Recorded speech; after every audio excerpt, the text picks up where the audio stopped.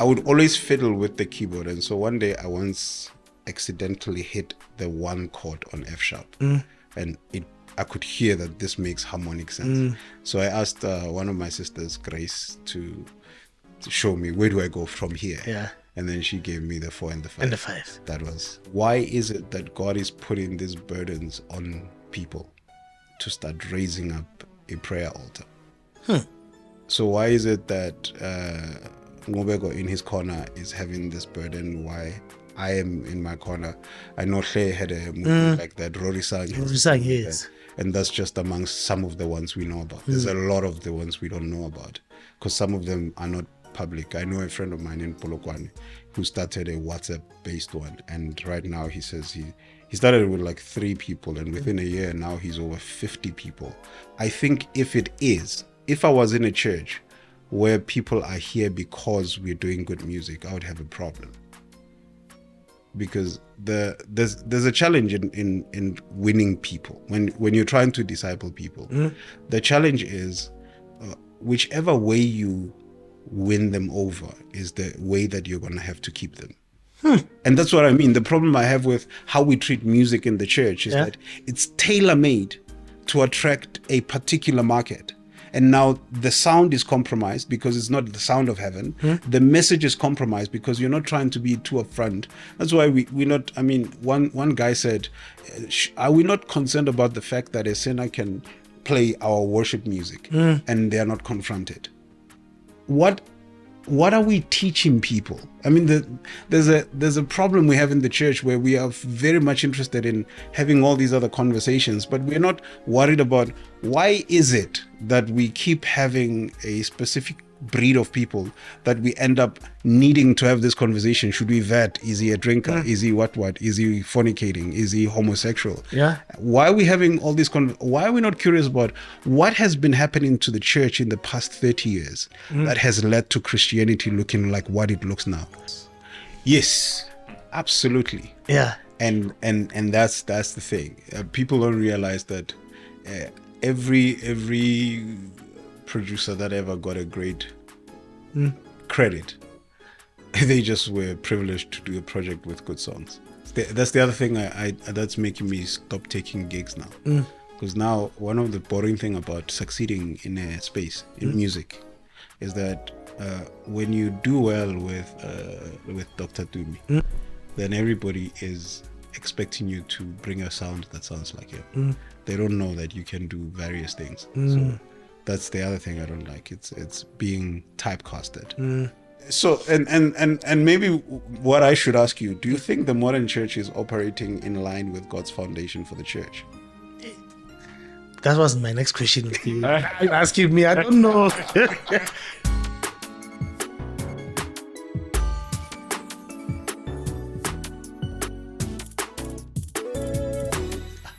Well, ladies and gentlemen, thank you very much for joining us today on the Gospel Reality Podcast. We are back, but big and big. So we are back here. We've got a giant in the studio. When I say giant, I mean giant. Yeah, the person who was there before people who was there. Né? But before going to that, ladies and gentlemen, our song of the week today is by Nontokozo Mkhize. There's a song there called Esandleni. But please do yourself a favor, check out the whole album. I don't know who produced that album, but that person did the mighty work of our Lord Jesus Christ. It's a beautiful, beautiful album. Know your soul. I'm saved as well. Please check it out. Nontokozo Mkhize. Beautiful, beautiful. And the gentleman who's in studio with me told me that he's recording this month. Né? So we have to be there in numbers, guys. Sold out is very important. Very, very important. And while you're there, please make sure you tell your friends, your neighbors that Brato is in the building with the Gospel Reality Podcast. Subscribe, follow, comment, share, tell us what to do, criticize us if you must, so that Umbuso Wezulu must grow. Now, ladies and gentlemen, without any further ado, I've got a PK in studio. He's a PK, but he said, you know what, today he's coming to spend about an hour with me. So please welcome Joseph and Makola.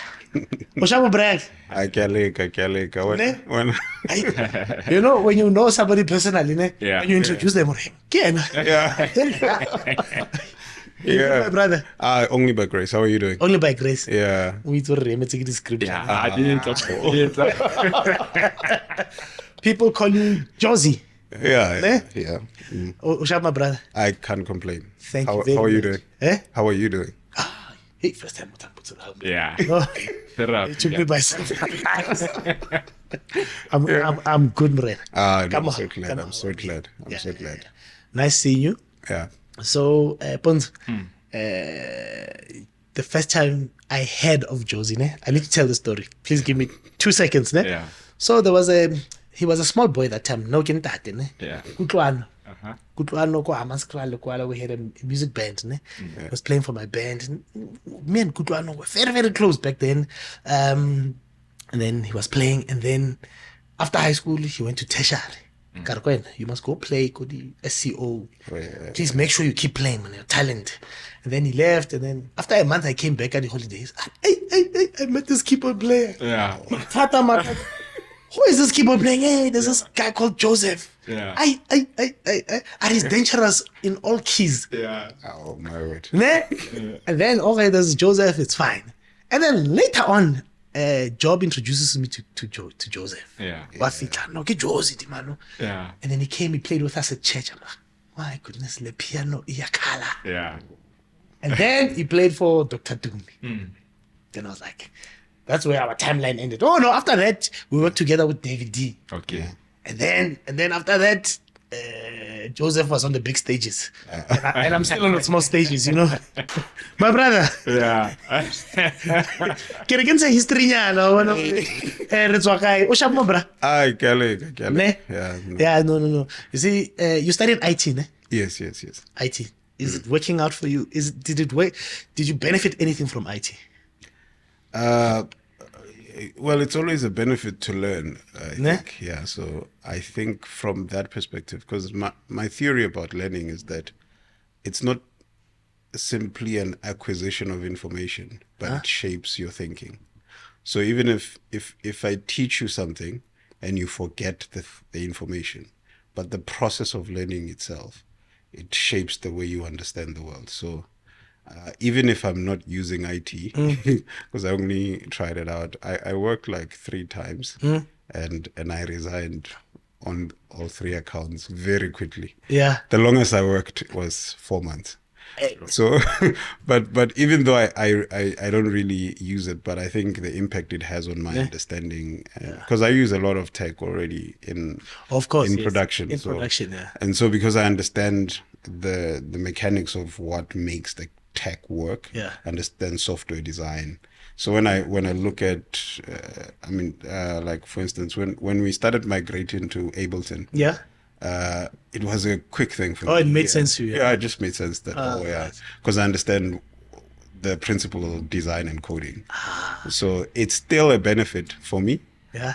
but I haven't used it directly. in Directly. over 15 years. So in short, we can speak in ones and zeros and we'll understand each other. Well, I don't think so. Binary ones. No, binary is, no, let's not. Before we start, do you believe in predestination?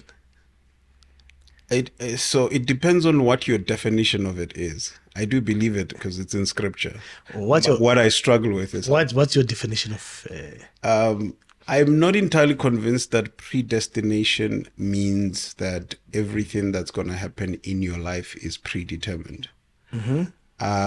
I do think predestination is that there is a destination that God set up in advance, and there's an invitation for you to go there, but you can choose not to. Why you're dribbling me now? You're using big English. The fact that we're sitting here, Yes. is it predestination? No, I think, look, there's a part of it that can be, and this is why it's tricky to have conversations about predestination, is that there's a verse in Philippians where Paul says, work out your salvation with much trembling and fear. That's like human responsibility. And he says, because it is God who works in you, both to will and to do according to his good pleasure. That's like sovereign will of God. So now, these things are in one verse. and their intention, because he makes it sound like it's your responsibility to work out your salvation, but he also says it is God who works in you to cause you to will and to do what he wants. So the challenge with the conversation is that I'm convinced that there's parts of our lives that are a consequence of our decision, and I believe that there's parts of our lives that are a product of God's sovereign will, but I don't know where the balance happens. So when you ask me about this, I don't know. It usually shows itself in the long run that, okay, that was a God moment. But some of the things is just my bad decision making, or my responding to education and making informed decisions. No, and I think you must leave the education. I know, man. I'm coming with you. I'm on a short left. Yeah. Okay, but listen, I hear you, right? Yes. It's our duty to study the Bible, and I think it goes with that scripture. The letter killeth, but the spirit gives life. I think if you study the scriptures and you allow the spirit to give you the life, I think it becomes more clear. Absolutely. Hey, that's when I come back. I know. I like to come back, my brother. Yeah. Let's talk about your history, right? Yeah. You are one out of six.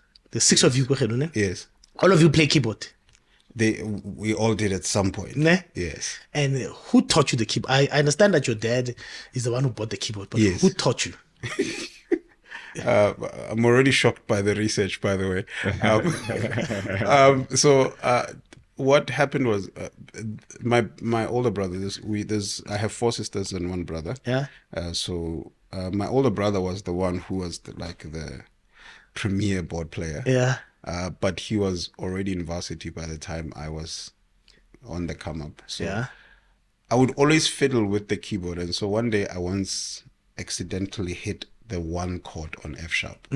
And I could hear that this makes harmonic sense. So I asked one of my sisters, Grace, to show me, where do I go from here? Yeah. And then she gave me the 4 and the 5. And the 5. That was... Also, you started on F sharp. Yes. And you started on 145. Yes. Most importantly, why I was driving this. Yeah. This man learned to play the keyboard from a lady.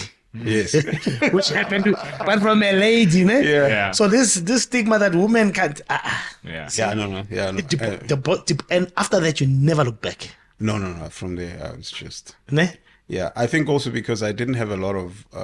I wasn't a very social person. Yeah. So as a result, when I came back from school, I'm either watching cartoons or I'm playing. So that's what kind of was the drive. Yeah. So that's why you're not big on social media, ne? Yeah, I have very small social bundles. Not even WhatsApp. I've been I really do struggle with socializing. It's not natural to me. I love people from a distance. It's like my least favorite thing about attending a show. Yeah. The reason why I don't attend shows is that break in between where you have to greet people. That thing takes me out. Even if it's just 15 minutes. Yeah. After that thing, I'm proper exhausted. So that's why I struggle to go to shows. So when I run into you, I mustn't greet you. No. This you know, there are people but their social bundles run out quickly, ne? That's me. Say that? Yeah. So I kind of need to psych myself up which is one of the things I struggle with rehearsal spaces. It's like if you go to a rehearsal space that has like 3-4 different rooms, you don't know how to prepare yourself emotionally for the people you're gonna meet. Ne? Yeah, so I kind of need to, if I'm gonna go to a show, like I went to the United tour. Yeah. I kind of prep myself that Really? Were you there? I was there, yeah. Okay. Oh boy. Oh, no. No. I was way at the back. I was at the cheap seats. So, but yeah, like going to an environment like that, before I leave home, I'm already prepping myself that, this is where I'm going. Yeah. There's a lot of people. And so that makes it easier. So now. Yeah. You are married. In a very big way. And then you must prep yourself every day because those people are very social, ne? When they want, they're very social. Yeah. And sometimes they'll push you to be in social spaces that you don't want to be, or socially, or just talking. Yeah. How do you deal with that? So I think fortunately I'm not married to an extrovert. So she's not like eager to be in every party and every event, so Yeah. that helps. But also over the time, over the years, I've kind of learned it so much that it's no longer like a big event that I need. It doesn't take me like 30 minutes to. It's just a mind thing that if I'm going to meet people that I don't know, I just kind of need to switch it on. But now, because I do it so many times, because of the work I do, Yeah. I mean, I spend almost every weekend in a crowded place. Yeah. So I had to kind of learn it quickly. So it's easier. The last time I saw this person was at a wedding, just saying. Oh, yeah. You can make up your mind. Morena, you do Yeah. something very beautifully, ne? You're a PK. Yeah. So you obviously grew up in church. Yeah. So fortunately the word funneled down to you properly. I get it, you know stories about PKs, ne? I don't know if Yes, that's yes, true or yes. not. Yeah. But you run this beautiful program that I had to hear from a very close friend of mine, where you take a group of musicians, and you guys go pray there. I've got two questions around that. Yeah. Why do you do it? One.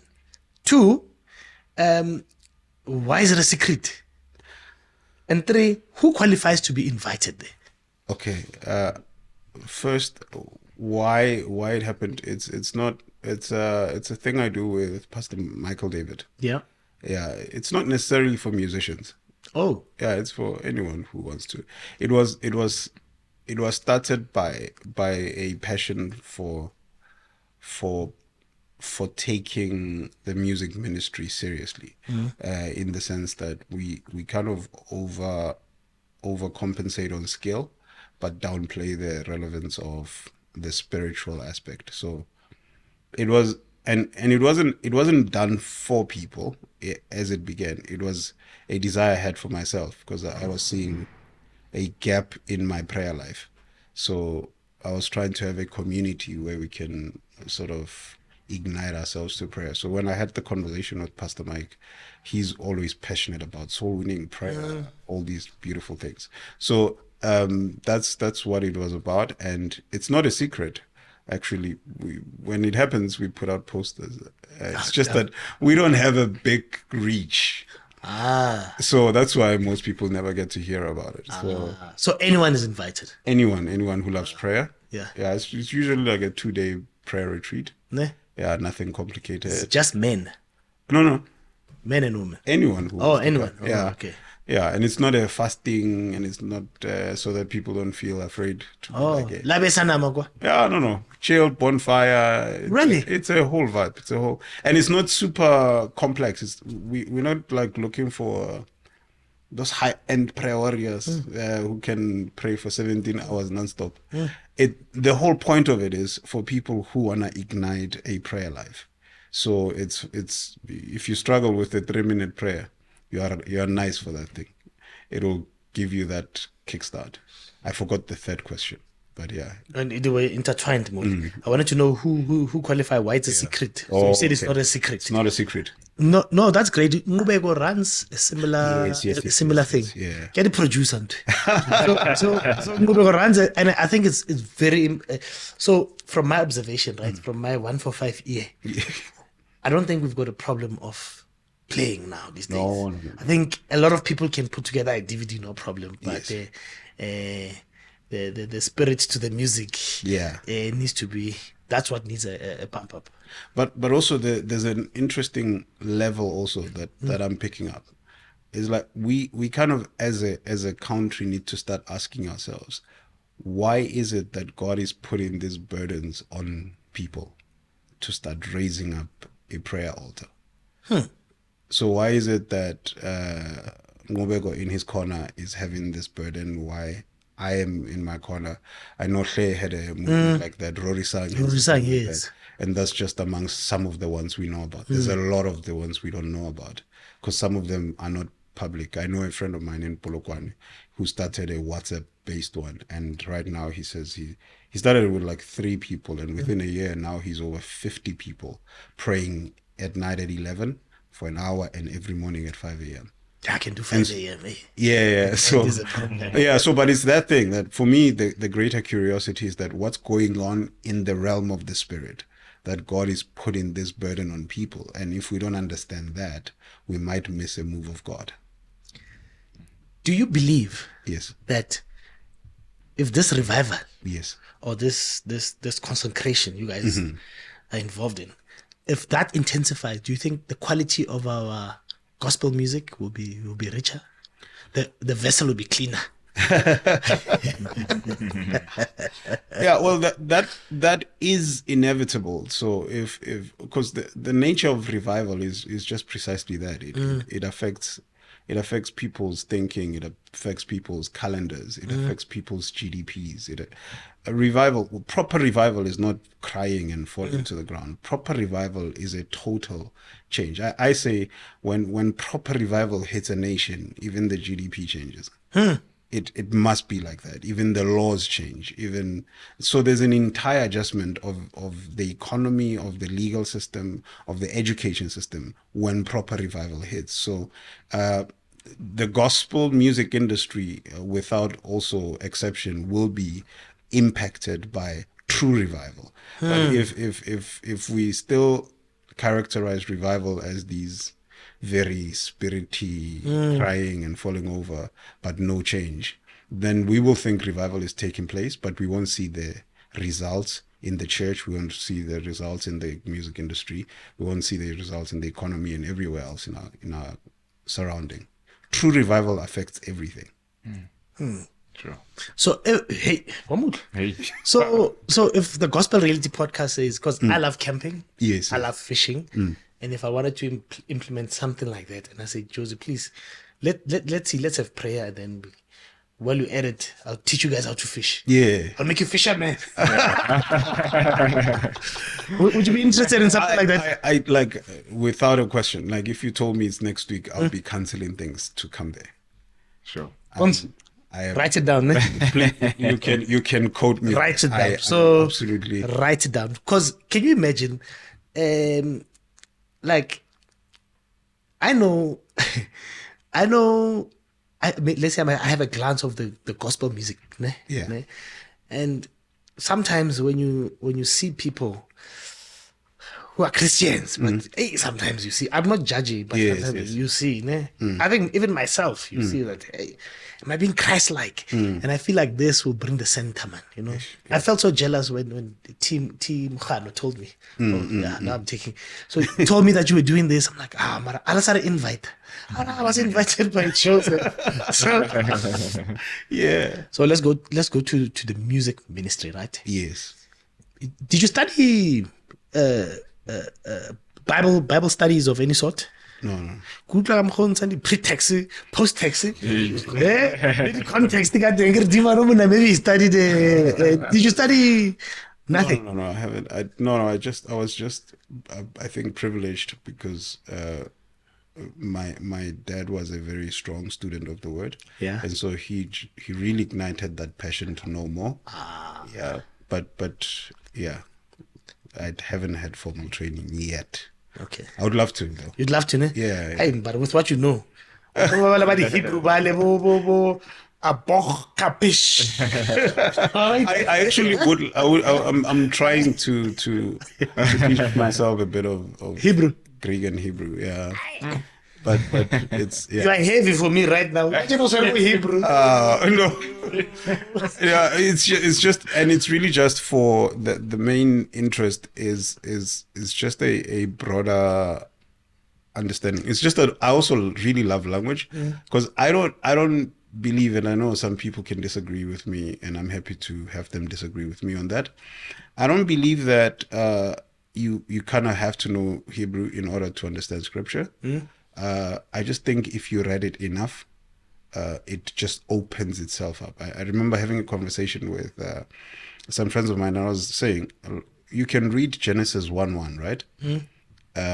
In fact, you can read Genesis 1, and as you go through it, before you get to Matthew, where you learn about Jesus, and you get to Acts, where you learn about the Holy Spirit, just reading Genesis 1, you can deduce a Trinity from Genesis 1. From Genesis 1.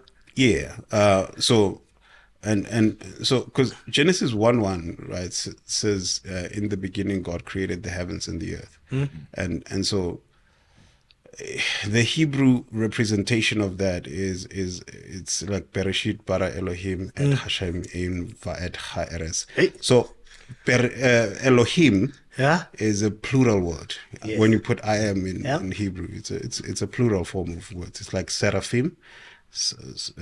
One is singular seraph. You know, that's im is a plurality. So cherubim or Elohim is a plural term, singular El. But bara is a singular. Is it? I didn't say is it?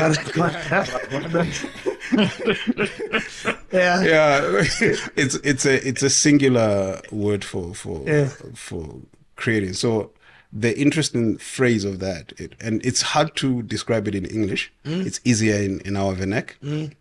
It's the equivalent of saying matomong midimo o hlotse le godimo le Oh, lefatshe." plural. Okay, I hear But you. o is, I get if it was Yeah. plural midimo e, but in singular midimo o. It's the weirdness of that sentence. But now so already it implies a Trinitarian kind of interpretation, of course, whether you believe that or not. Is this Ramajia? No, not even. No, not at all. But the point I was trying to make is that, so now if I say that to you, it might immediately feel like, oh, I need to learn the Greek of it. And I was saying, if you didn't know Greek and you just read it in Bedi to English, and you read, in the beginning, God created the heavens and the earth. The earth was without form and void.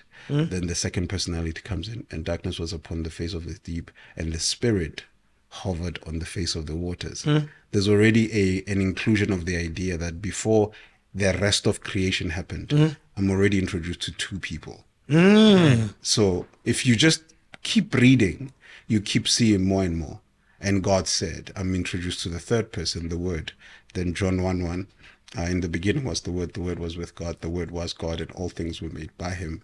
And nothing that was made was not made by him. So just by reading that passage without knowing Greek, you don't need to know NRK, enhologos, you know. I had allegories there. Figures of speech. You know, yeah. Also, fela o ise ko ba bitsang. Not o ise fela ko apocrypha when telo. We can. Yeah, but yeah, it's just. I hear you. Yeah. I hear you, and I think you go back to the reason why I said I need to have a conversation with this person because I think you are very level-headed, and I knew value of Scripture. You are there. Yeah, just there.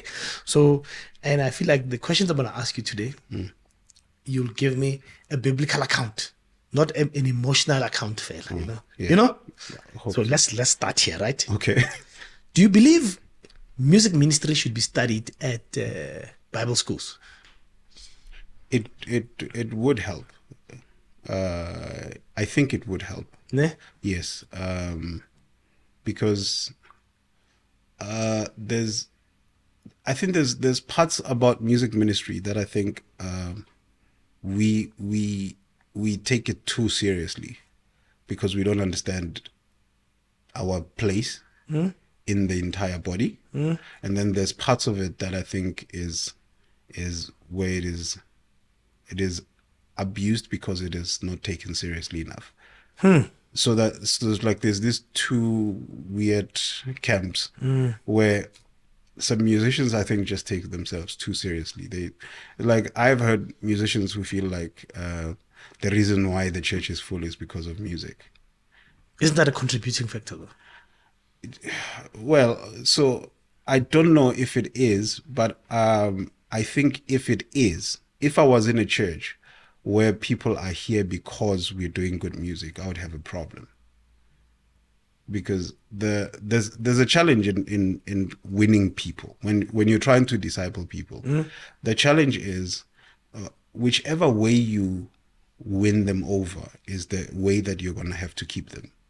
So if people's entire faith journey is built on good music and not on sound doctrine, you have a problem, because good music can be replicated and we throw out sprinkle a couple of Jesus words, but it has no impact. So that's why Paul says to the Corinthians, he says, when I came to you, I didn't come with enticing words of man's wisdom, So I didn't try to advertise and massage you into coming to church. He says, but I came with the demonstration of the Spirit and of power, so that your faith is not built on the wisdom of man, but on the power of God. So it is important that as we think of ministry, we don't think about it from I as a music minister, I'm so critical because I'm so good at creating interesting music for people to come and want to be at church.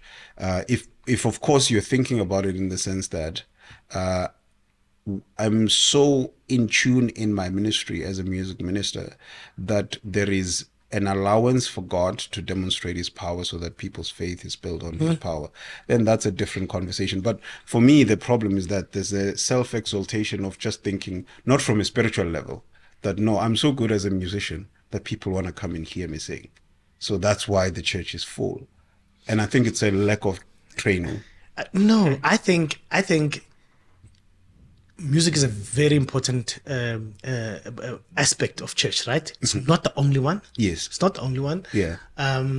But it's treated like a byproduct of some sort, you know. But And music in the modern, it's a very powerful tool. Yes, but I'm curious. When you say it's a very important aspect, in what way is it important? Heaven. God himself, he's got on Mount Zion. The reason God said Mount Zion is my resting place because music was heard 24 hours. Yes. So music, God himself uses music. Yeah. So right there we can decipher music is very important. Yeah, but it might not be the only. It's not the only thing. I admit, the word is important. Yeah. The are important, but music is. We cannot downplay the importance of music. Absolutely, but I'm curious about. So this is the challenge, right? Yeah. With interpretation and perspective. Yeah. Is that sometimes if you don't know what we mean by a phrase, people can run with the opposite meaning of it. Like when you say music is important and you're referencing a heavenly experience. Yeah. And we know that music is, I mean, Beyonce does music and that's a powerful thing. And other people do music and that's a powerful thing. So are you referring to the fact that you believe that there is a spiritual dimension to music that is necessary in the body? Yes. And in the Yes. congregation? Yes. Or are you saying that there is a stimulative aspect of the technical thing that is music, that is a necessary advertising marketing system to bring more people to it's a combination. So unfortunately, unfortunately, we're with pastors who are ambitious, who want to see their church grow, Absolutely. who want to see multitudes gather, Yeah. and they know deep down that music is another tool. Marketing. Okay. Yeah, all churches now do marketing. Yes. Check all these churches, they do Facebook. Yeah. And I agree with everything they do. The only thing I don't agree with churches do is when they give poor people things and they take pictures of that. That's the only thing I don't like. Yeah. But everything else, they must market the church. This is what we're about. Here's our message. Here's our core message. Here's our values. This is what we subscribe to. This is what we are based on. Do that. Not a problem. But we must not diminish the importance of music. But that's what I'm trying to say. This is my point, that so music is, so if music is a marketing instrument, right? Yeah. When you're doing marketing, you're trying to shape your message. Yes. Or gear your message and product towards the interest of the person you're trying to reach. Yeah. So, which is what I think Steve Jobs pointed it out and said one of the biggest problem with companies is that companies are started by engineers. Engineers are product centric. So they're trying to design a good phone, for instance. Correct. And then as the company grows, marketers start to come in and they come with solutions to make this product reach people. And as it's like now, you created a platform, you had a thing you wanted to say. Now, a marketer can come in and start pushing this thing and your numbers are going way above podcast and chill. But now as the marketer, as the marketer is doing this, he starts to tell you, but look, there's a format that people like. let's shift the format. And then he says, there's content that people like. So now the message starts shifting I hear what to you're be saying. geared to reach a wider audience. I hear what you're saying. And so that's what I'm trying to say, is that the problem with, if we think about music in that perspective, if the concept of music in the church is that it's an instrument we're going to use for marketing, it has to be adjusted to the appetite of the people we are trying to reach. And the messaging has to be altered. And it's what they call seeker sensitive. And so we compromise what it was meant for, because music on Zion is not tailor-made for the people that are going to show up. It's tailor-made for his glory. Correct. So, but now it's like, I know I'm speaking. Go for it. It's like, Go for for instance, right now, I've been feeling an impression and a burden to create deliverance music. So music specifically geared to bring deliverance, to cast out demons. So now the tricky thing about that is that if the objective is deliverance, then the first interest cannot be how good the chords sound or how current the sound is. Like what's big right now? Is it CCM? Yeah. Is it neo soul or Yeah. is it jazz kind of sounds?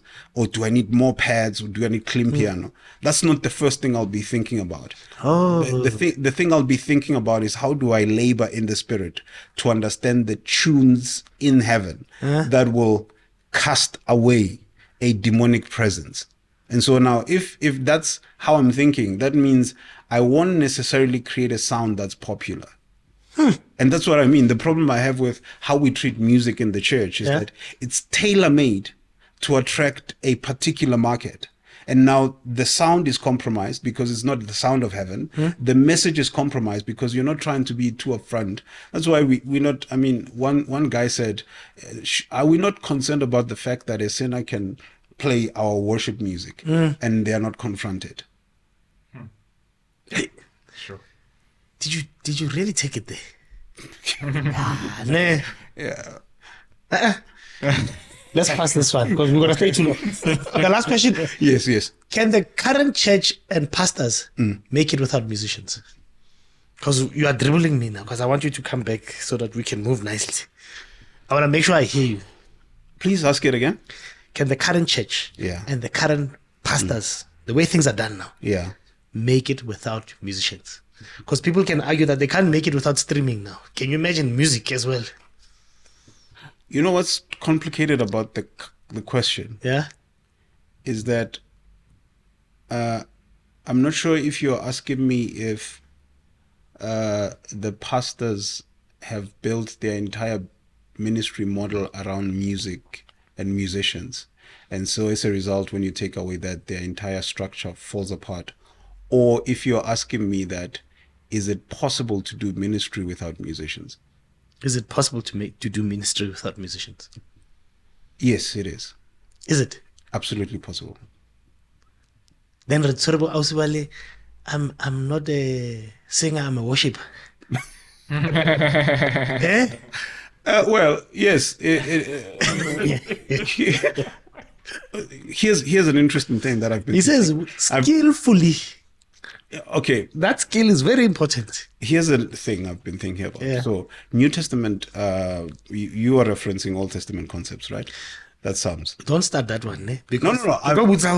Is Old Testament irrelevant? No, it's not. It's Okay. not. Yeah. I can explain it, but I think we don't have enough time. But here's a point I'm trying to make. Yeah. I'm trying to say I have a closer dated event that is musical, which is in Acts. Paul and Silas are praying in their praises. Yes. These guys are not trained musicians. Is that something we can agree on? But the Bible still doesn't say they could not sing or they could not. No. Remember, worshiping in the biblical context is not necessarily singing. I get that part. So they prayed 100% and they worshipped. No. It says they were singing. Yeah. So we're singing praises. Yes, they were singing praises, Yeah. ne? But they prayed first and then they worship. They were singing praises. what you're asking me is, we don't have enough evidence that they could or could not sing. No, but here's the thing: when you ask, can they do it without musicians? Yeah. So I'm assuming you are asking me if can they do it without these people that are specialized and trained in this music thing? It's like there are people who can play piano and at the same level as me, others way further than me, but they are not musicians in the sense that that's not what they specialize in. So if you want to troll me. No. No. It's not that. It's just that I'm trying to show you like there's a primary occupation where you are a musician. That's what you do. And then there's then what Paul was. Paul was a student of Scripture, a student of the law. Actually, he was on his route to getting into the Sanhedrin, and that's his career path. Yes. Before he has an encounter with Christ, of course, with the resurrected Jesus. So he was not a musician in the sense that David was a musician. He wasn't a musician in the sense that the gentleman when Elisha wanted to prophesy, and he said, "Bring me a minstrel." He was looking for somebody who is exercised, the chops are ready in this thing of music. Paul was not that, and that's what I mean. So in short, churches can make it without musicians. Absolutely can. In fact, they should. They should. Yes. Let's go to serving in church. Because now, when you thought you were asking, but you're asking yourself now. You might be right, this person, but now you're confused. No, but here's the thing. Yeah. Very, very important one. And this is why I was saying it would help if we had theology for musicians. Yeah. I think it is critical for us to come to the place where, as the body of Christ, we move away from titles and positions to come into one umbrella of being. Pastors will fight with you. No, they should. So it means they won't sit in those special seats. No. We must get rid of those seats and those couches. But I look, there's a thing I've been thinking about a lot. The 24 elders casting down their crowns. Correct. We usually say lay down, but it wasn't laying, it was throwing it away, literally. And for me, that represented the idea that we refuse to wear our crowns in the presence of your crown. Yes. And so the idea there is that, how do I have a title in the presence of the ultimate title, that is Christ? You see, and so I'm glad you brought up the 24 elders. Yes. What do they have on the right and on the left? I don't know. What did they have? Musicians are important. But I think it's important to hear what I mean by what I'm saying. No, look, I mean, and I'm very specific about what I mean. Yeah. What I mean is that there's a place we need to come to where we over exalt the importance of specific ministries and submit ourselves to the ultimate goal of the body, which is to make Christ the center. And the problem is when we start over exaggerating the importance of specific ministries, we then overshadow the importance of putting Christ at the center of it all. When I go into the body, when I go into serving, I'm not going in as a musician. If there's a space for me to play, I will play. If there's a space for me to give, I will give. If there's a space for me to share a word, I will share a word. But I'm not coming in as a musician. And that's what I mean, that the more we start, and this is why music is corrupted.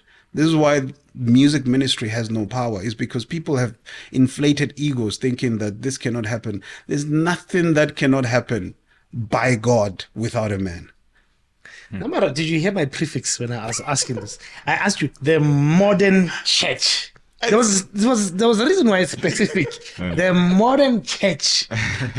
I said the modern church. So and maybe what I should ask you, do you think the modern church is operating in line with God's foundation for the church? That was my next question with you. You're asking me, I don't know. On the outside, it looks great. Yes. But you said something very beautiful. I don't know how I forgot it. You said you want music that can cast out demons. Basically. We grew up in church where, and I was asking Dr. Ramashi about it. Why don't we cast out demons? People are bound out there. Very much so. People are going through a lot, but we don't see that deliverance happening. Our buildings are becoming nicer. The music is becoming nicer. Very nice. But you see, I'm conflicted because on one hand, I agree with you, but I don't like this thing of the arts as general treated as a byproduct. It takes skill and time to get to where you are. In my lifetime, even if I start checking now, I'll never get to where you are. But then I can't take you for granted. So the question here should be, in my view, which problem do you think is urgent that needs to be fixed quicker? Is it the problem of musicians being undermined? It is a problem. I think it is. Yeah. We agree. No, it is. All right. But it needs a qualifier. No, 100%. Yeah, there's that problem. Yeah. But there's the problem that the holiness of God's work is being desecrated. And part of the major contributors is musicians that think nothing can happen without them. I agree So with you. the question for me is, which one do you think is more urgent? The former. The undermining of musicians? No. No. You're putting two things together, ne? But funny enough is actually, in principle, Yeah. I agree with you fully. Yes. And I'm saying this, and there's cause and effect. I believe the reason some musicians behave this way is because of the behavior that perpetuates their behavior. And it has nothing to do with the God above. It's just an operational thing at church that just needs to be ironed out. Anyway, let's talk about serving in church, right? Serving in church. Hallelujah. There was a famous bishop that I've got so much respect for. He came out and he said, what? A car guard is the same thing as and a musician has the same thing, right? In principle, according to history, it makes sense. All the workers of the kingdom were Levites. Yeah. They just operated in different callings. Yes. Yeah. Some were outside checking the flock. Of course. Some were they were ushers. Yeah. But the ones who were there Yes. in the holy place, Yes. they were chosen, and Yes. they had to be Levitical Yeah. in function, in everything. Absolutely. So I understand broadly, Yes. but generally, the guy who can function in the Holy of Holies, that person is skilled. Yeah. You can be a beautiful usher. Yes. You can be a beautiful barital rare. You can preach. Yeah. But the people I've called, they can't go and play your instrument. I think that's what I was trying to get to. Yes. Yes. So, is that statement correct, according to you? The statement you made is correct. Sahore, a musician on stage and a car guard are the same. No. It's not a. So the incident you're referring to is, well, I don't know if it's what Bishop Musasono said. Yes. And it's very interesting because I know the backstory of what led to that statement. Yeah. And I think I sort of, it's weird when because I know the musicians that would play there. Yeah. They're friends of mine and all that. So it's just a bit tricky, I guess, when you reach a certain level, and which is something you will experience, that as your brand starts growing, every statement you make is looked at with great scrutiny. And so you need to be precise. Grace Bible Church had an incident before the music thing where they invited Doug Howard Mills, and he was speaking about homosexuality. So Mizi was in the service. He got offended. Yeah. He left. He did a live video. That thing blew up. It was one of the biggest things. And what happened was that after, I don't know if it was after a week or so, but I do remember Bishop Musasono coming with a written statement. responding to that. And I think the fact that they sat down and wrote that thing and thought it through line by line and wanted to be precise is because they understood the complexity of the issue they were dealing with.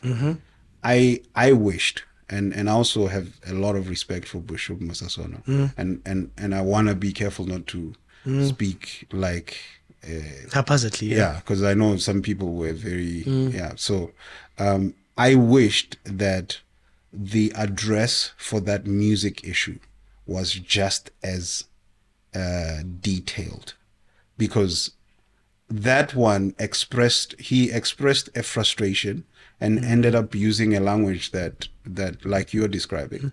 That kind of was, for me, my struggle with that idea of is a musician equal to a car guard, is that in principle you have to be clear what you're asking, because there's a conflation of two unrelated things. Is that we are all made in the image of God. That makes us equal across the board. So whether you are Cyril Ramaphosa, whether you are whoever in the world, I am just as important as you are. So that's what equality is. That's where the principle of human rights comes from. We are all equal. And even when you bring it into church, it's like the Bible says in one place that there's no longer Jew nor Gentile, there's no longer male nor female. So that's a statement about equality. Yeah. But it says in another place, wife, submit to your husband, because the husband is the head of the wife. Christ is the head of the husband. There's a hierarchy that is being established in that phrase. While in some place it says there's no longer male nor female. It's not a contradiction. It's a context thing. When we go, and this is what I was saying, that when you come into the presence of God, we must stop coming in with our crowns. I'm not a producer in church. I'm just a member. I'm serving. And if my training allows me to serve in the music space, because I am a musician, I should step in there and do it with excellence. So I shouldn't come in with that crown. And that's the equality that I think he was advocating for, that the car guard is an equivalent. But we also cannot say that the function is equal. I don't need training to be a car guard. I don't need training to be an usher. Maybe I do need a bit of training so that depending on the size of the crowd we're doing it. But the level of hours and labor you put in as a musician that goes into me being a musician, even at a very basic level, is far more sophisticated than the level of requirement of training and time that goes into being an usher. And so these are two unrelated things, and I think sometimes they get conflated and misunderstood. And that's why we know that when we walk into the house of the Lord, the pastor and me are not different. We are the same, washed in the same blood. But then Paul says those who labor in the word are worthy of double honor. He creates a hierarchy. And that's the idea, that there's context to these things. Musicians are, in some contexts, worthy of being treated with distinction from the other ministries because of the amount of laboring that goes into it. But at the same time, it needs to be managed so that we don't walk around with chips on our shoulders thinking, oh, we are the ones holding this thing down. Because musicians left Grace Bible Church is still doing great. Hey, I was not ready for this guy. Mona, we're thinking, ne? As long as you promise me that one day you'll come back, ne? Because I know we won't finish. Yeah. You're loaded with information that I needed to hear. There's deliverance happening. Yeah. There's revival happening. To me. To me. Remember, I started, the podcast was just to question where I didn't understand. Yes. And people like you, I think you're a gift to your generation. I think you're serving your generation well. Yeah. And with this, I can see it's not just on the keyboard or producing. Serving in church, right? Yes. Don't get me wrong. Yeah. I think on a broader scale, and if the church can, I think people who serve in church, like you say, there's no hierarchy, but there's a hierarchy depending on, Absolutely. on Yeah. context, Context, right? yeah. I agree with you. Now, let's final it, ne? Starting a worship team, Yes. right? Very important, that one. Starting a worship team. But you should know, especially with your dad being a pastor, and if you've seen churches starting, when you start a church and you've got a keyboard, Yes. you're gold in that church, and you can play 145. Yeah. You are gold in that church. So a vetting process is not even asked. There's no question. Yes. No, he's a keyboard is sent by God. You don't even pray about it. Yeah. Don't even ask God, is this the one? You are just seeing that I've got a keyboard. I just need to invest in 2 speakers. Yes. Then we've got a service, right? Should there be a vetting process in taking part or participating in a worship team?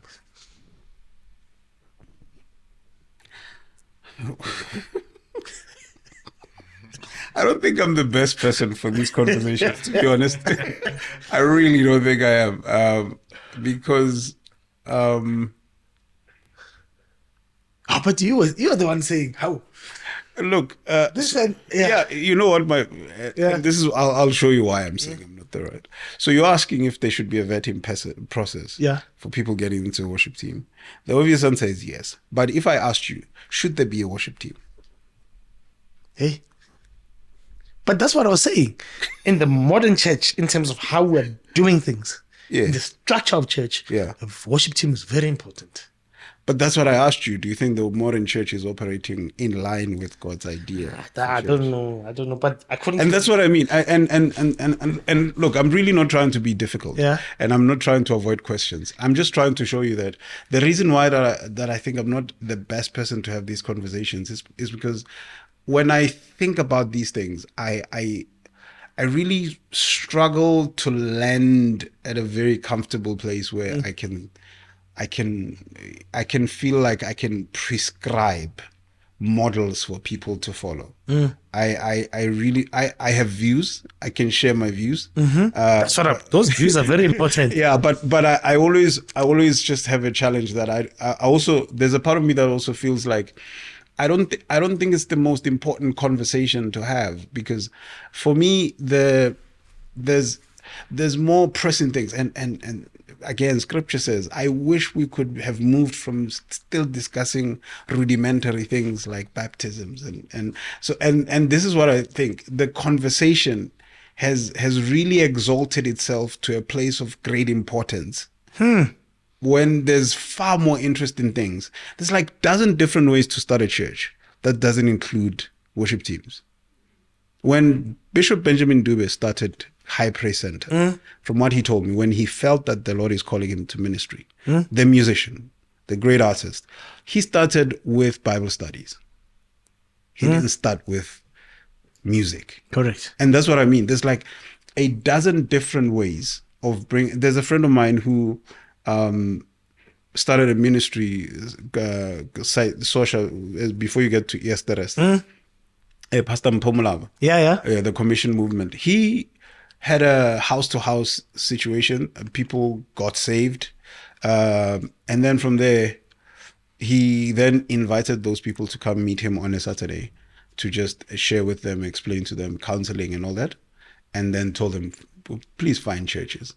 And he would check on them weekly just to give them more teaching and training. And when he keeps asking them, have you found churches yet? Like, no. So this Saturday meetings that they have with him was all the church they would have. And he went to my father-in-law, that's his spiritual father, and said, I have a situation here. I'm meeting like 20 plus people every Saturday, and I'm trying to have them find churches, but they're not finding them. And my father-in-law asks him, so which do you know the pastors of these churches you're trying to send them to? Have you been to them? He's like, no. So he says, so you want to give birth to people and not be responsible about their growth? And that confronted him. And this, he's going to him after like 3+ months of meeting over 20 people every Saturday, consistently sharing the word with them. No music, no piano player. And after that conversation, he just felt like, you know what, let's just meet on a Sunday and just have normal fellowship and stuff. Now it's a very growing church in Yes, there is. People should check it out. But my point is that there's issues of far greater importance than musicians. There's issues of kingdom. Like, I don't think when Jesus comes, he's going to be interested in our worship team. I don't think when Jesus comes, he's going to be interested in how we vetted the piano player.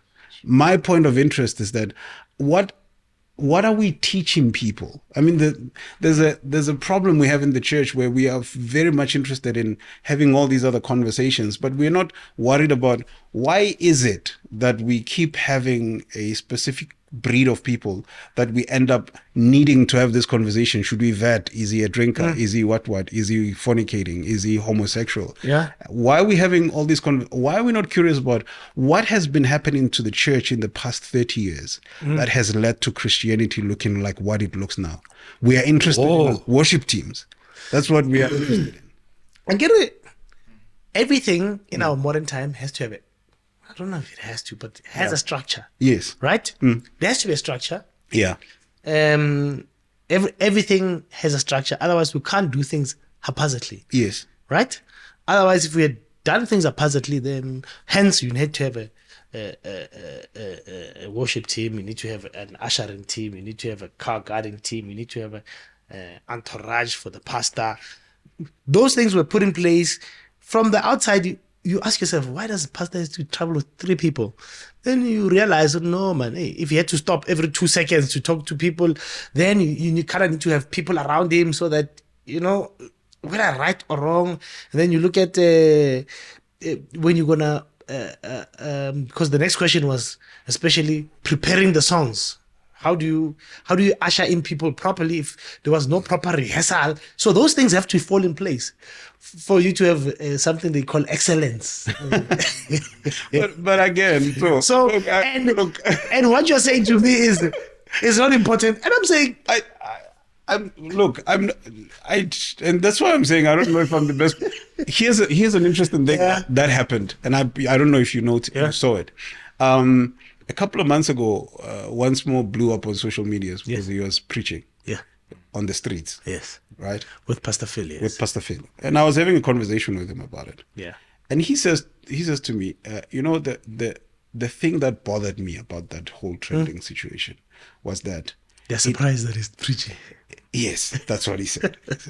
I was bothered by the fact that it is unusual and out of character for a music minister of the gospel of Jesus Christ to be doing the thing that he's supposed to be doing. Because, I mean, that's what, if we are gospel artists, we are declarers of the gospel, and that's evangelism. Declaration of the heralding the gospel, the good news, that is evangelism. And he says, the thing that was bothering me about that whole thing was that what is it about the state of the church that makes somebody doing what he should be doing trend as something unusual? And so I hear you. For me, this is my struggle. I would love to talk about worship teams. I would love to talk about these structures and whether or not we should have more rehearsals and what kind of set list we should. It's beautiful stuff. I love them. They're great. I love music. I love concerts. But I'm not the best person to talk about it, because whenever the question comes, the first thing I'm wondering is like, but this great airtime, should we be using it for that? Do you know? You're saying something beautiful. Somebody came to me, ne? Yeah. After I had the Mboro episode, right? Yeah. So I had Mboro here and I asked him questions. Some people reposted and said, "Oh, these are the right questions." But then I asked somebody. Then he came with this thing. Yeah, kutamnat. He was dancing, ne? Yeah. And somebody came and said, "Bona Mboro how weta." And the first question I asked was, "What is wrong?" Right? Ne? I think I was just wanted to see. I said, but what is wrong? What is wrong? Then I made an analogy. I said, Jesus, there was somebody who was blind and Jesus took his saliva. I'm tell him. Yes. That's bizarre. Why is that what he's doing bizarre? And nobody could answer me. And it goes back to your point. It seems like we are so fixated with the works of God. The God of the works are some, like you're saying with what's his name? once more. Or how? Now we are surprised that we're just so fixated in the structure of church. But we need that excellence in the. But we're building nice buildings now. Ne? Spectacular, very expensive buildings. Buildings. We're putting nice sound in there, nice lights, nice screens, beautiful carpets. It needs structure. That thing. That's great.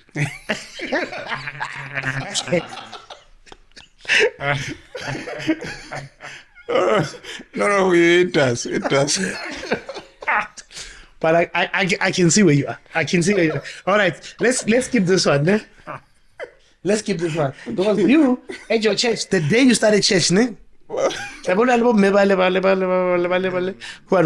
not singers but worshipers. Yeah. And then we're playing 145 and it's fine. No. Look, I once started church 1, but 2. Don't misunderstand me. I'm not against excellence. Yeah. I just wish it was not the premier conversation. But an elephant, when you chew an elephant, you start with the nail. Then from the nail, you go to the ankles and then the tusk. So the premier conversation should actually be, where are we with our walk with Christ, right? And I understand it. Yes. I understand it, but I think the most important question you asked Yeah. is church done now the right way? Should we be having church this way? Until I have an answer for that. You got me there. Yeah. Now you can't tell me why does praise come before worship. You see now.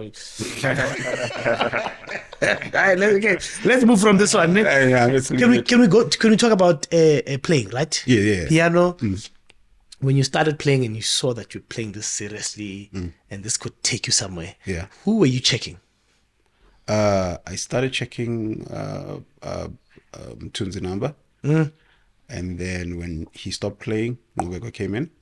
I was checking Nwego. I checked a lot of Benjamin Dube records. So that means I checked Sihle Gunene, that I feel like going on album. Yeah. Album Bueta, when he did Keke and Yeah. And then I think what then happened to me was that Elwin when I Botha- met Kutlwano, actually, Elwin Botha. yeah. You checked Elwin Botha as well. Yeah, that's Okay. So, actually, when I met Kutlwano, Yeah. I didn't really know a lot of American music. He's the one who plugged me into Kevin Bond. Really? Yeah, because he was killing Kevin Bond, Really? note for note. I don't know if Kutlwano knows, but I should Kutlwano Kevin Bond. Really? I was mesmerized. Like he would play "To Know You, Lord." To know you, Lord. Yes. Note for note. Note for note. I couldn't believe it. So From he, out the box album. and then so he plugged me into Kevin Bond. I started checking out of Kevin Bond, and then learned of Aaron Lindsay, and then I got I learned of Jason Tyson. Yeah. So then what started to happen was when I was really just going in hard on Mbata, I started to do gigs where I bump into him. So it just felt weird now because it's like I'm the second discount version. Yeah. So Demo version. yeah. So I'd get on and play, and then he would get on and just fix all the errors and play on the highest level. Yeah. And he had, I think, one of the influences to why I really started being more interested in sounds than in chords.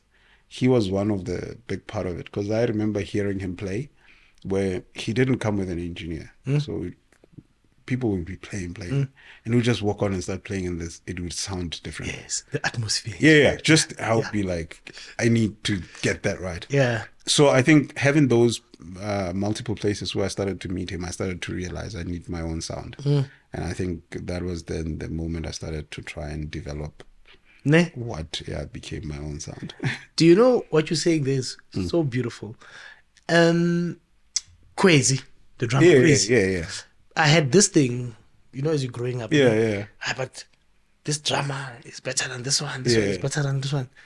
And then he said to me, it's not about what he played. Firstly, it's about the atmosphere you can bring by playing. Yeah. And the fact that you thought of it, remember, Yeah. I was like, yeah, but I can check that. He said, no, it's not about checking it. Yeah, it is. No. You're late. It's about, can you play it like that and it can have the same impact. Yeah, absolutely. And when Kwezi told me that, it changed a lot of things about how I view Yeah. people. No. The fact that he played a triad there doesn't matter. Did it sit? Yeah. Did it sit? And you're absolutely right. You're absolutely right. But I thought you'd be like more when I listen to you play, because and the next thing I want to talk to you about is, at what point as a keyboard player do you choose I'm gonna be a seconds keyboard player, I'm gonna be an organ keyboard player, I'm gonna be piano? Yeah. Because I used to listen to Robert Glasper a lot. Oh yeah. And I thought you'd say you were checking Robert Glasper at some point. Oh, I actually never got Really? Robert Glasper. I don't know any of his records. I know him, Yeah. but I have never listened. Really? to Robert So how do somebody chooses go to know? Now I'm on second keys. It's not the same for everybody. Yeah.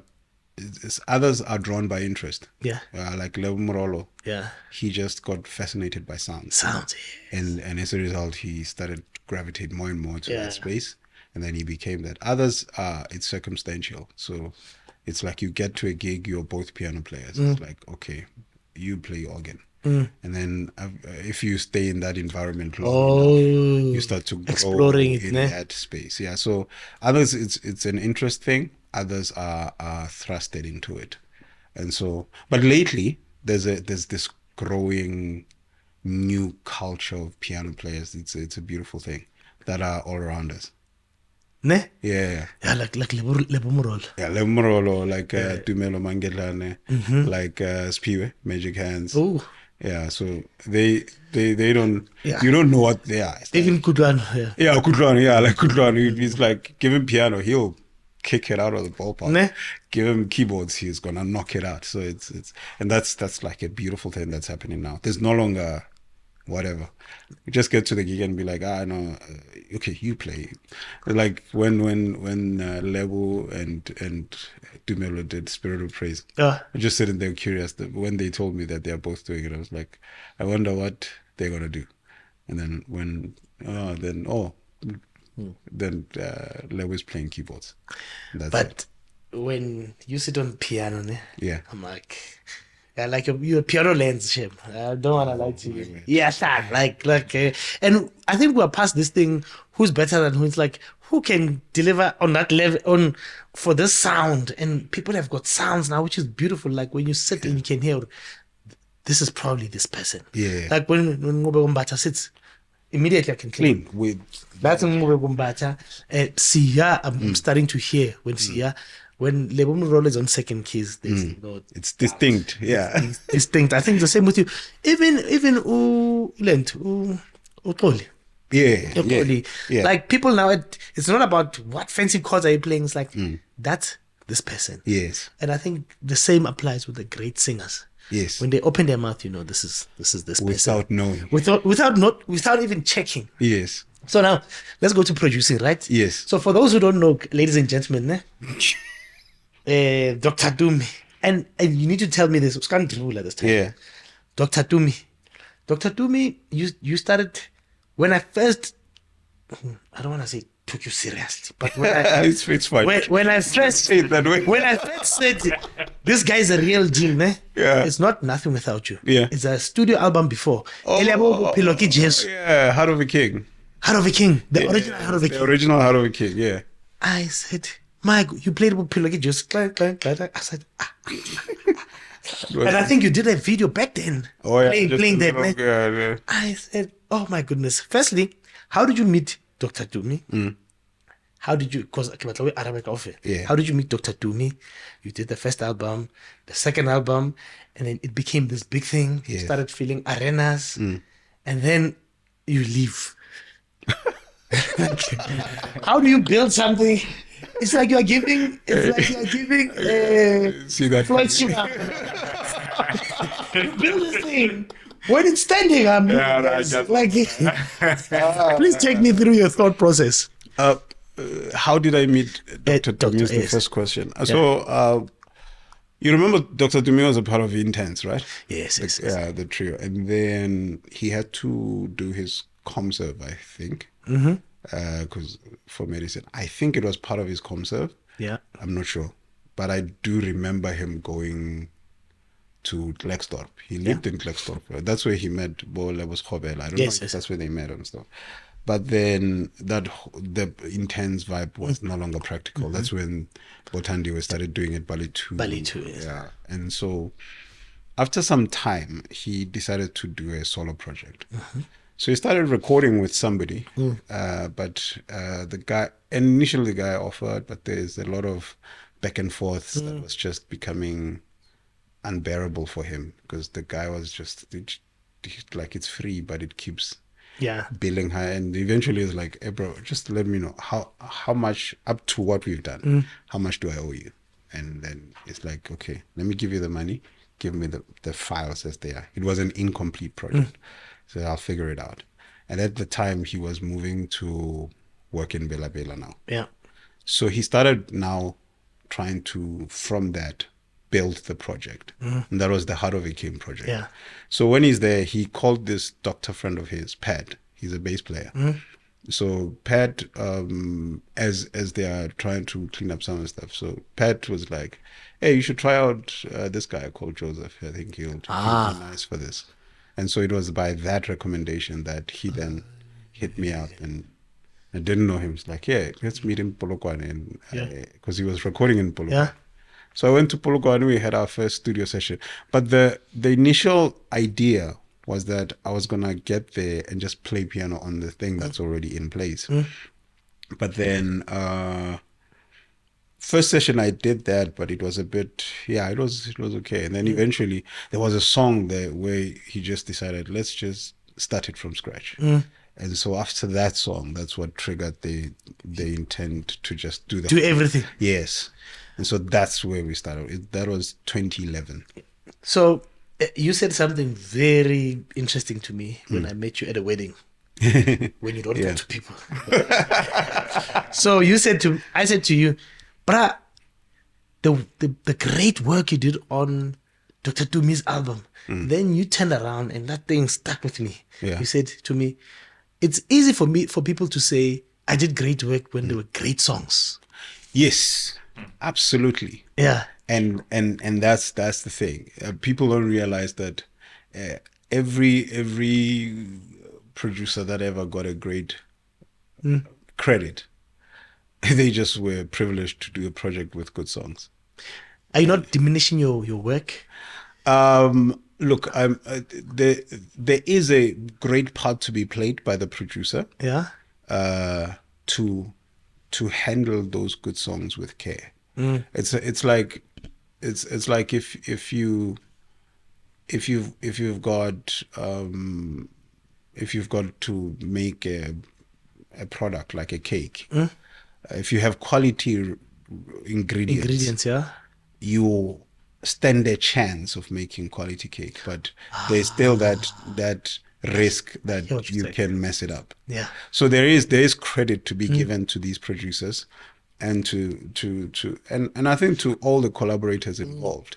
But the truth of the matter is that there are phenomenal albums out there, well produced, well mixed, everything put together, but they just lacked good songs, and that's why you don't know about them. And there are products out there that you listen to, like, I mean, there's a lot of products that I've heard, and I'm like, I remember there's a song that I once played, big song, and first when a friend of mine was playing, I'm like, is this like a rehearsal clip? And this was a thing that was out like on iTunes. I thought it's like a recording. That's how bad it sounded. Yeah. But that song was like the biggest song in South Africa for a while. Nah. Yeah. So it's that. Hey, which song is that? I'll tell you off camera. Okay. But it's that for me. It's working on Dr. Tumi's products. The most memorable thing for me was the songwriting. That dude is a genius songwriter. And I was actually telling somebody this, that working with Dr. Dube is what changed my entire approach to playing.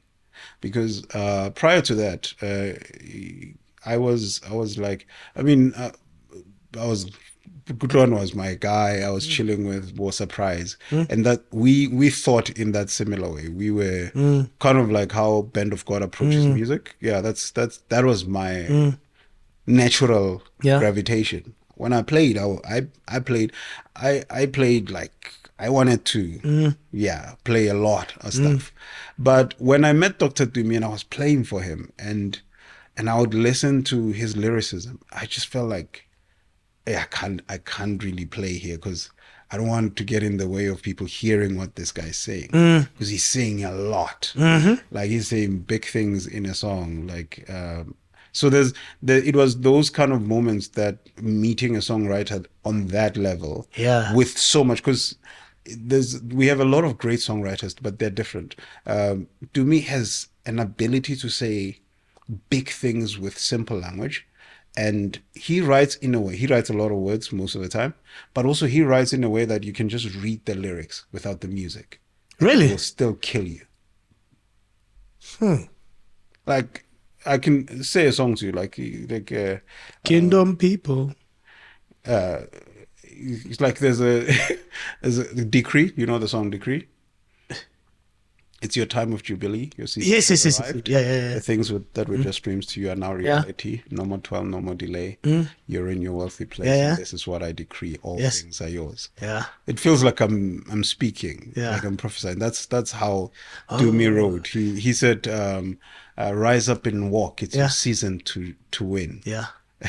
It's time to take over. The battle is won. Yeah. It's a new season of great grace is upon us. Yeah. We do things that look impossible. Yeah. No more boundaries. No more delay. Yeah. It's like I'm just speaking, but it's actually a song with great melody. For me, the song King. King is That I say that is Dr. Tumi's best song for me. Oh, okay. King for me. Yes, I feel already like guys King. No, that's it's and I want to know how that song came about. How did you what did you fix? Was there something that needed to be fixed? No. That song? Absolutely nothing. No, that song when you who deserve an Oscar for that song. No, I'll give him. So that was Dr. Tube. Why did you leave, by the way? I don't think it's a simple question to answer, but I think the maybe it was predestination. Truly this way. You left when he's going to a stadium.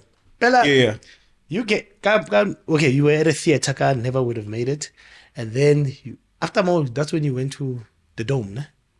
No, we went to the Ponteval one. Ponteval. Yeah. From there, you went Ponteval smaller. Yes. And then Dome. Then Dome. Yes. Monument, you were not there, ne? I was there. You were there. That was then when it went to Loftus. Yes. Munna, to play in a stadium. Well, now I'm going. I'm gonna be honest. I don't like stadiums, but that's not why I left. Yeah. I didn't even know he's going to a stadium. But honestly, I'm not a fan of stadium productions. Really? Yeah. But playing.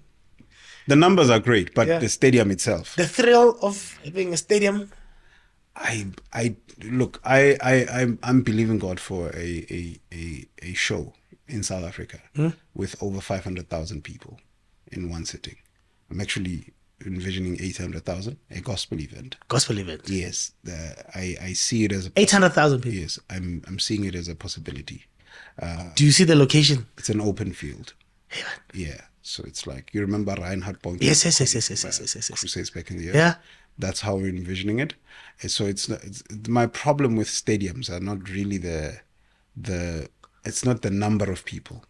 The Acoustics. concept of the venue, is a bit complex for me. Yeah. And I find that we don't yet have a justifiable ROI in gospel productions to do a stadium event right. So and I think because you do production. Most of the stadium events Yeah, that you've seen, it's yeah. like you can see that, and it makes sense. I mean, the amount of money that comes out of it is not yet 100%. It doesn't just You can't put in enough money, Yeah. especially for the audio, yes to give you what it is. Yeah. So especially with the gospel budgets. gospel batches. That's the challenge. So, but if Dr. Tumi had a proper sponsor there, it can sound like a normal theater.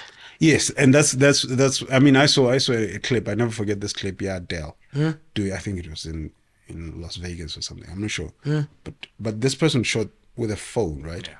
And you could hear the PA, like she's here, and it's just piano and vocal. Like the clarity was crazy. And that's what you're saying. It's like if and this is where, I mean, the church needs to kind of work itself out, because if a gospel artist went and got an SAB sponsorship, it would be a big conversation. But the millionaires in the church are also not like keen to be like, can we just... You see, I was planning to close. Now that's why I said you must come back, because I was gonna make it actually even simpler. You see, the podcast now is coming. Yeah, it's coming nicely. Yeah. And then SAB says, we want to sponsor you. The only thing we want you is go to right here. Yeah, just... Would you have a problem? Would you be here? I would have a problem. Because, again, we remember the when the Ark of the Covenant was captured. Yeah. And they put it in Baal, no, is it Baal? Yeah. Yeah. Yeah. Dagon, sorry. Yeah. Okay, I felt that was wrong. In Dagon's temple. And they put it there. The next day, Dagon fell over. Yeah. And put him up again. And then the next day, fell over and his neck was cut and all that. I think and Paul says it well. He says, what fellowship does light and darkness have? So there is a compromise to the message when we allow some external factors to be... But if Heineken wants to sponsor Dr. Tumi's event, they want their branding there. Yes. So it means that funding can come there. So it means we're going to be Mickey Mouse in everything we do. My dad said, and this is no insult to Heineken. I have a friend of mine who worked for SAB.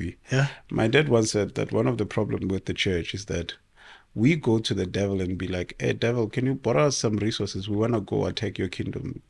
That's it. And you're like, how practical is that? We kind of need to have, like, don't give the devil a foothold. That's what Paul says in Ephesians. We need to have a hill that we're willing to die on.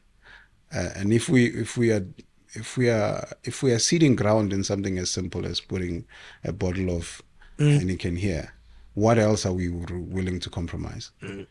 You sound like Sabu, ne? And you sound like Churchill. Put together, put together. So Sabu said, he said, and he put it beautifully, and he says, rich people in the kingdom, what part are they playing? What are they doing to advance? If you saying you want to do 800,000 people, hey, 800,000. 800,000. Not 80,000. No, just 200,000 away from 1 million people. So if you're gonna do that, you need resources, and you need bulldogs in the kingdom who say, "No, man, how much is required here? We need 10 million to do this. I've got 2 million. We need to find the rest. Among others, I've got 2." And you know what the crazy part is? Yeah. Where you're sitting right now, you probably know 4 people who can give us 2 million each. Yeah, one. and that's the boring part. It's like right now. Absolutely right. Yeah, we're sitting here thinking about proposals for companies. I remember when I was still working with Dr. Dube, when Nothing Without You was blowing up, Love and Grace.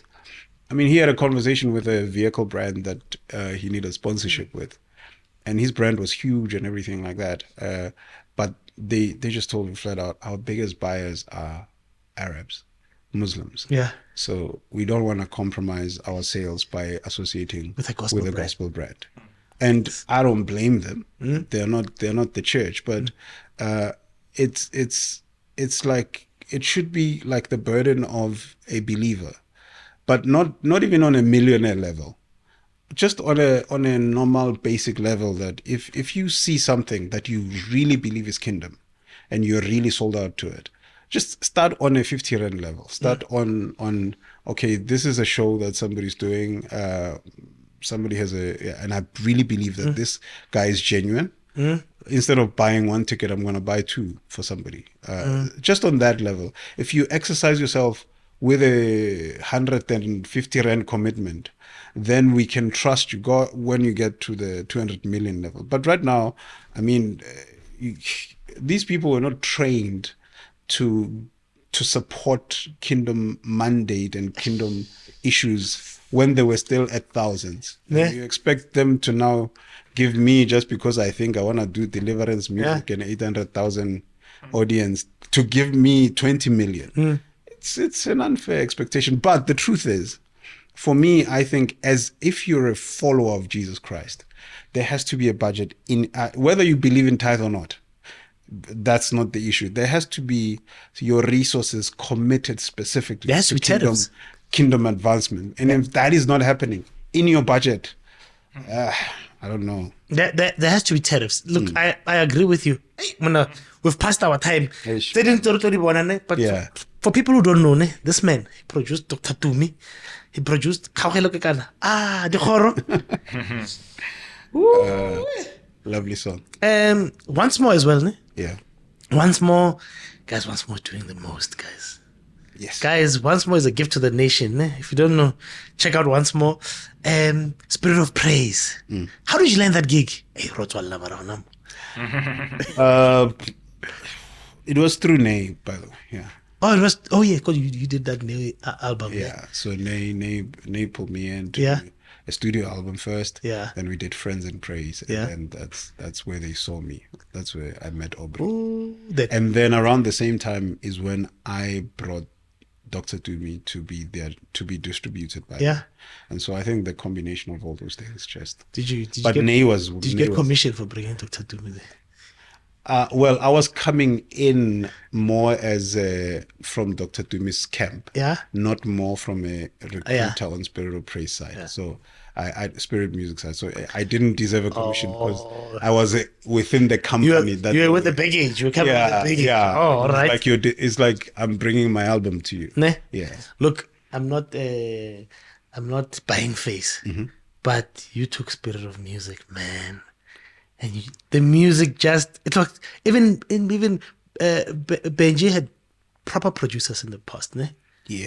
His music has always been producers, great, yeah. but my goodness, what you did there, yeah, ungenzela konke. Oh yeah, but When I heard that, ne, when I first heard that song, ungenzela, I'm like, oh, wabala. Until the song came, I was like, hey, no, on repeat. But you know, just as a honest disclaimer, Yeah. one of the and I hope somebody just adopts this because it helps. One of the things that makes it easy to get great product is to listen to people in the room. It's like, you know, that intro, that weird intro, that's Mangla, bass player. Really? Yeah. This man is running away from compliments. No, it's like a lot Really? a lot of the great stuff. Just like a song like Matema, Spirit of Praise. Yes. That's Gamma. Kama. Yeah. But he's also so now I want us to close. So this thing, and I've seen it's popular now, right? Now, Yeah. we didn't go into producing. That's what I'm saying. Yes. One day, Yeah, ne? yeah. So producing. So now an album has got 7 producers now. Ne? Hey, my God, yes, yes. It's about wena. Ibe Xoli, that's another producer. Ibe Gama, that's another producer. Ibe Lebo Morolo, that's another producer. Ibe Sabu, Another producer. Another producer. What does that bring? Like, does it make it better when it's like that? And are you really the producer? Like, every time I look at it, I'm like, everyone is a producer, but at the end of the day, they say this is the producer. Yes. It's Panaya. So there's a lot of out of rehearsal labor that goes on when you're producing. Yeah. And I think that's the thing. It's producing is not coming up with intros. No, I understand that. So the reason why in a room full of all those great minds, there's one single out that they're the producer is because this is the person who's gonna sit with the artist first, getting all the songs, fixing all the issues, lyricism, structures, and figuring all these things out, pre-production, and putting this and figuring out this is the sound I'm going for. And after figuring all that out and figuring out who do I need to get the sound to work, and then make the bookings, make the quotations, and figure out the kind of tech and audio and everything. And then by the time you get into rehearsal, I'm not coming there with like, oh, here's a voice note, guys. You're all producers. Let's figure it out. No, when I'm showing up, I'm getting there and this is the intro. This is the first verse. And when you come out of this is a line. So the structure is done. Everything is there. And I already can have an idea that says, I was feeling this kind of pattern, such but you'll see. And I already have a pre-production base in there. And so I'm playing you hear everything in there. And so from there, because obviously, I mean, these guys are world class. They hear the vision you have, but then they take it. I see. Yeah. So and even after that, after you get to recording, then you go back and you have to sit before overdubs. You have to edit everything, clean everything up, sit with the BVs, and that's why the credit ends up going to that one person. I see. So now, how important is a band? Like, so when you listen to the music, like, okay, on drums, it has to be this person. Yes, absolutely. And on bass, this is the right person. Yeah. Then you try and book them, they're not there. Then you say, that throws me off every time. My mind just shuts down. I'm like, what? Because I literally have to reconstruct the sound now. Because when you're thinking of bass, you're like, which drummer will link up nicely with this? Yeah. Now you've got the drummer, but the bassist is not there. And I've had a recording like that. Because what usually happens with me is that I there's a priority instrument, right? So if I'm listening to it, and it's like, this needs a specific bass player. Yeah. That's the priority instrument. If I then call that priority instrument first. Or if it's the drummer, and that's the case, then if that person is not available, then I figure out, okay, what then who else can I shape it around? And then that's usually helpful. But if you just throw out the calls and then you're feeling like you need Peter with like a beggar, and you had locked that idea in your head, and then beggar is not available, that it throws you off heavy.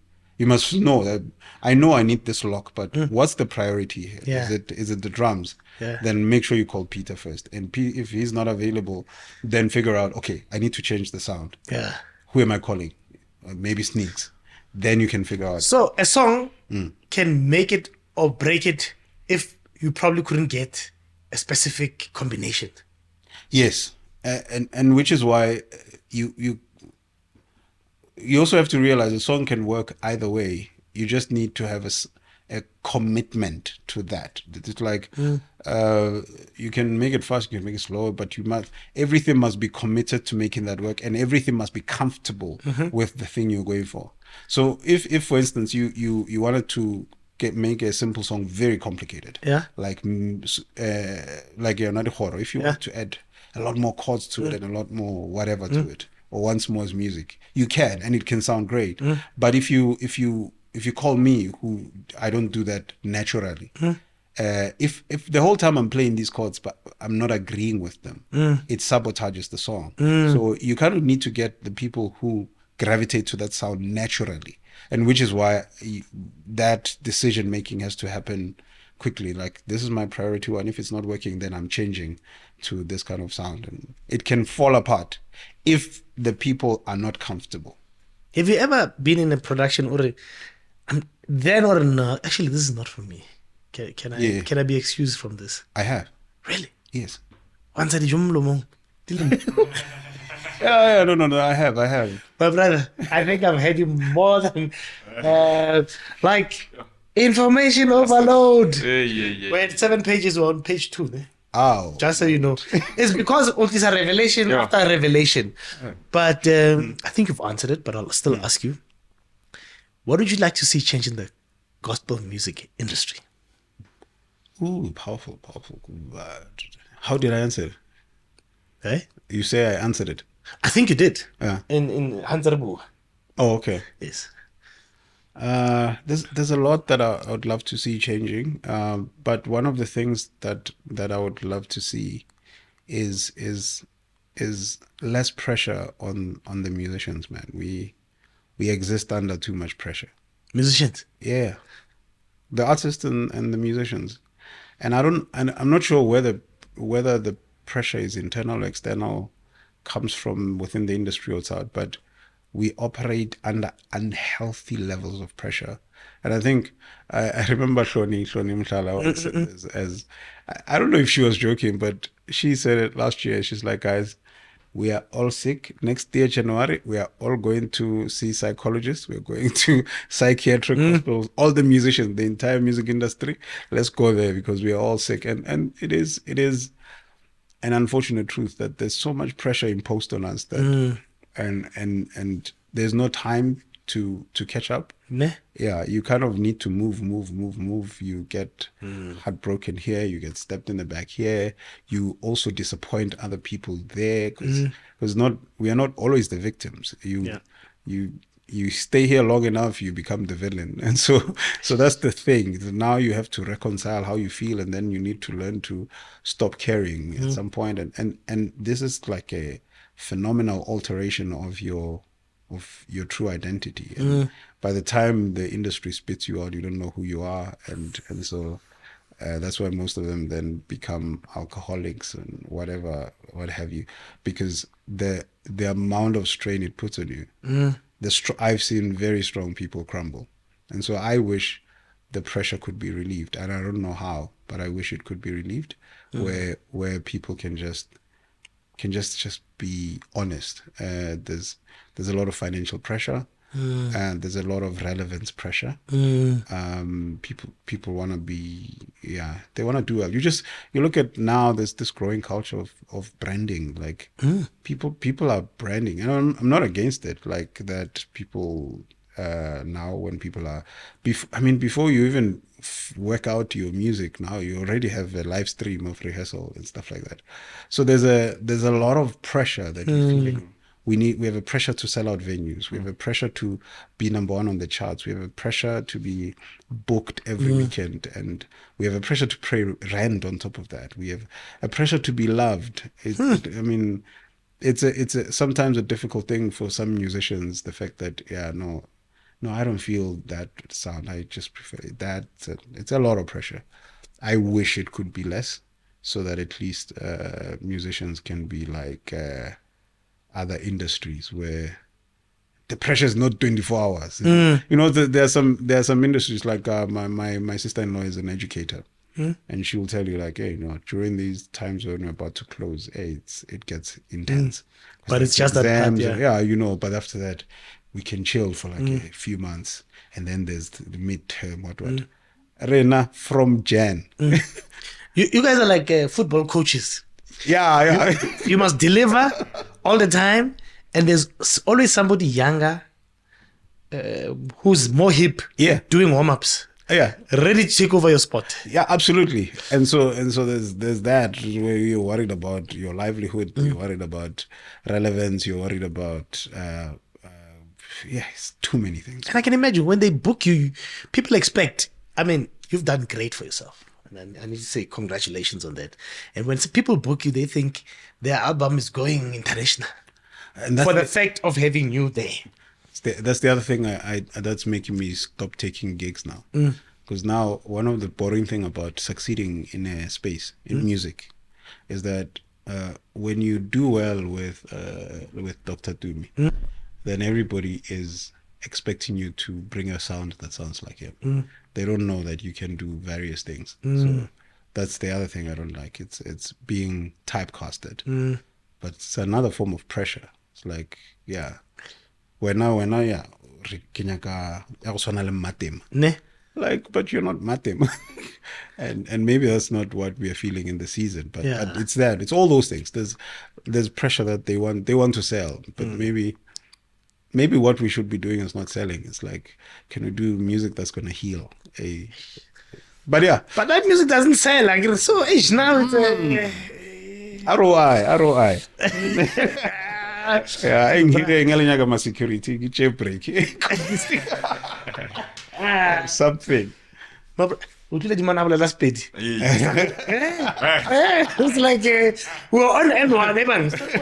Like, Yeah, I don't know. no, you sound good. How last page? Oh, I don't know. What's that tree? Get tree, ne? Twee. Tree, yeah.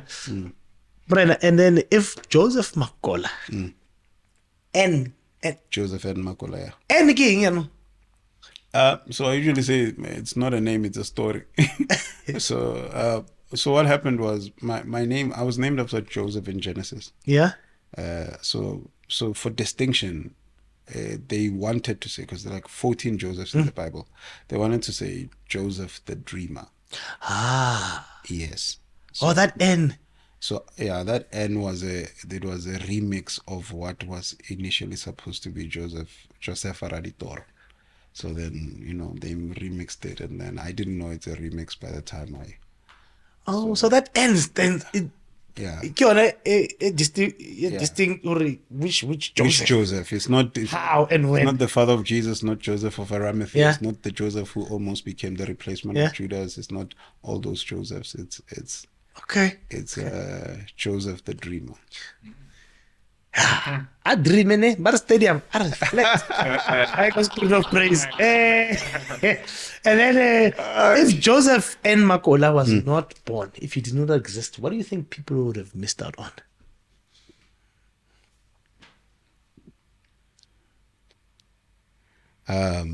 I don't know. That's not a question I could answer. I think it's just the perspective, I guess. Yeah, it's not a. I don't think it's a whether it's a yeah. I just think I have a perspective. Ne? The perspective is not necessarily right, but it's my view. Yeah. For false humility is pride. No. I think it's not false humility. What I mean is, I have a perspective on, for instance, I have a perspective on music. So no perspective on music. Yes. No. Yeah. We have to look at. Okay, I didn't get it. No. I mean, what the biggest thing that we are all bringing to the table is our perspective. The reason why this podcast has taken the shape it has is that you have a perspective that informs the guests you bring and the questions you ask. And that's the tone of this whole thing. Yes. And so what we would miss if you're not around is your perspective, your view of the world. All right, your view of the world. Yes. No, Makola. Warra. Morena, thank you. I know you're a very busy man. Every time I speak to you, you're in a different province. My word. But you made sure you came through for me. And I believe it's predestination, Could have been anywhere in the world. And with you, I'm not just saying it loosely. Yeah. You're a busy man. And you said, I'm going to sacrifice this time for this man. Yeah. So I appreciate you for that, my brother. Thank you for inviting me. I really appreciate coming here. Ne? Yeah. Yeah. So, but what am I fail? Oh. So this one, so this is little tolaka. It's a shower gel. Yeah. Please use it. I think your wife will enjoy it more than you. Okay. That's it. Yeah. But please check it out. And if you do like it, hit them up on Instagram. Make orders. Support a sister. There we go, ne? Yeah, thank you. And as a traveling man, I get about ginger, but right now need ginger. You don't really sing. And the other question I wanted to ask, how do you produce if you can't really sing? I don't know if you can sing or not, but I've seen a lot of producers can't really sing. But how do you make sure the vocals are proper? But we'll save it for next time. Yeah, no problem. And this is our hot and cold. Yeah. From the Gospel Reality podcast. Cool. So please use it. Yeah. Keeps hot things hot, cold things cold. It's a modern day flask. It's a hot and cold. Nice one. Mara gargina guy black. Eh? Gargina guy black. That's one. This one, you get black. And what color is it? It's not like black. Grayish, Oh, like same one. No problem. They're black one. Cool. Thank you so much. But I really do appreciate please. it. On a serious note. Please use it, ne? Yeah. Use it. I don't know where you play now, but we be able. For the Yeah. How BBM? I'll Yeah. definitely So, put it up. my brother, thank you very much for joining us. It's a real privilege. Thank you so much. But other than that, ladies and gentlemen, akgotso e be le lona.